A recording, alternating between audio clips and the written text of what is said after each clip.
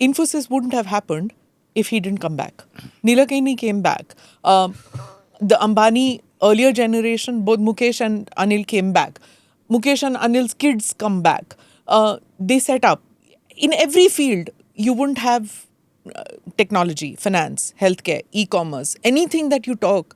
These are all headed and begun by people who got their education abroad and decided to come back. Correct. So they came back despite the pollution, despite flooding of our roads, despite flyovers taking decades to happen, despite tax terrorism, despite demonetization, despite everything, they decide to come back. Absolutely correct. Right.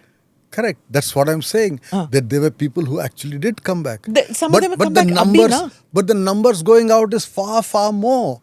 I mean, for every Nandan who's come back, we have Sunil Mittal's 2 sons living in London.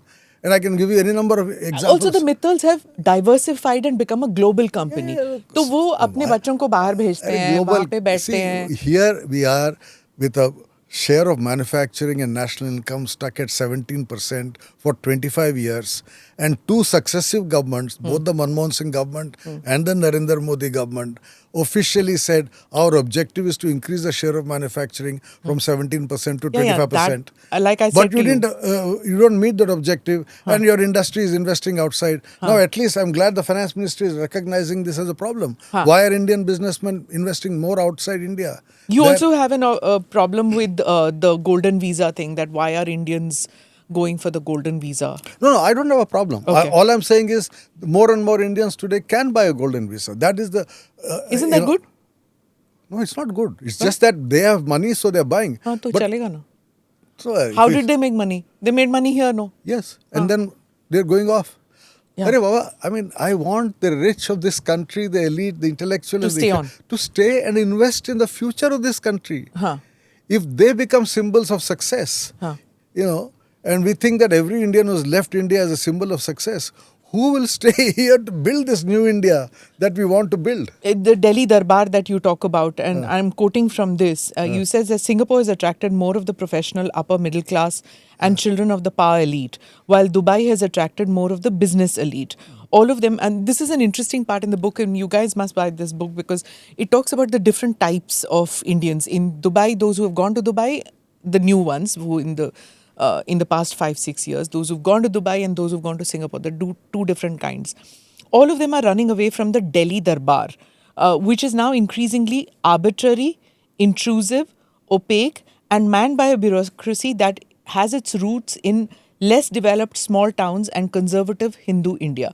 Let's go one by one. Why do you see this as arbitrary, intrusive, and opaque, the current Delhi Darbar? Delhi Darbar bole to bureaucracy, or no?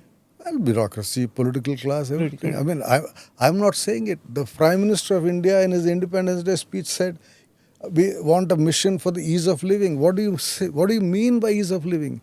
Making it easier to live in this country.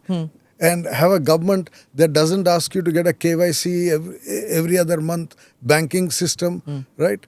And the whole complication of getting anything done, selling a flat, buying a flat, I mean, changing home, getting a new gas connection, this day-to-day issues. Agree. It's a pain. Agree. Totally. So that is what we have to focus on. Were you in this country in the 1970s? I was in this country from 1954. Right.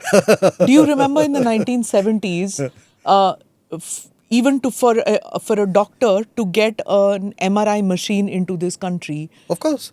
What a pain it was. We have come a long way. But we have regressed. That's the problem. And Dr. Manmohan Singh, and Narasimha Rao, 2 individuals on whom you've written books, responsible for a large extent. Yes.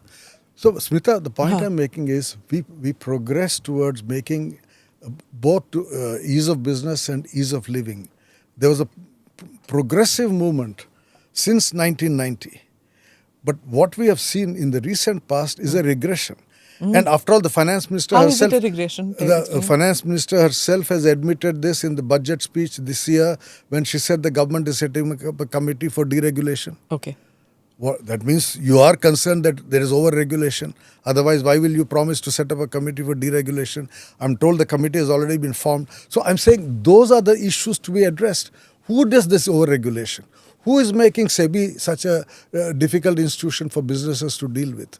Or any other government. So in the past It's the 11 bureaucracy years, today. there's been over-regulation as compared to the previous years? Well, I'm not dating it to 11 years certainly, but I'm saying in the recent past. Delhi Darbar, what you insinuate? In the recent past, we've seen, after all, some of these regulatory institutions were created even by the previous government. But there has been increasing intrusiveness. You talk to any businessman.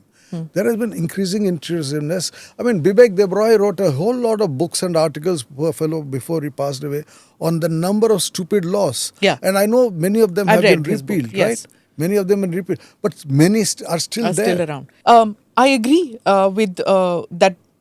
Please make it easier to live in India. Get rid of some of the archaic laws. I think steps are being taken, but not fast enough. So I'll give you one example. Just go ahead. Just top of my mind right now. I was in Bangalore, which is your part of the world. My neck of the woods. Yes. And Okay. Namma Bangalore. Namma Bangalore. Yes. I was in Bangalore day before yesterday, and speaking to a group of alumni of my school, Hyderabad Public School, Bangalore alumni. Right? Okay. This group, and there was one of them stood up and said that he has a PhD from MIT. And, he said in the early part of this century, 2005, 2006 period, he said, I suddenly felt, that India was taking off and things were happening. So I gave up my job in the US and came back. And, I've done reasonably well. I don't have any regrets. But today, I'm unable to convince people whom I know in the US that they should also come back. And he said, because there's a feeling that things have become more difficult. Now, these are the kind of things, when you hear them, you ask yourself, what is it that has made it more difficult? Maybe partly it is that things have become more difficult here, but I think partly, and that's the phenomenon I draw attention to, it's easier to emigrate. You can buy citizenship. People are buying citizenship of Portugal and Cyprus and, yeah. So it's become easier to go out. You have the money to buy these visas. And that is something that should worry us. I mean, if you think it need not worry us. Do subscribe to the ANI Clips channel to get shorter versions of this podcast. Click here to watch the full episode.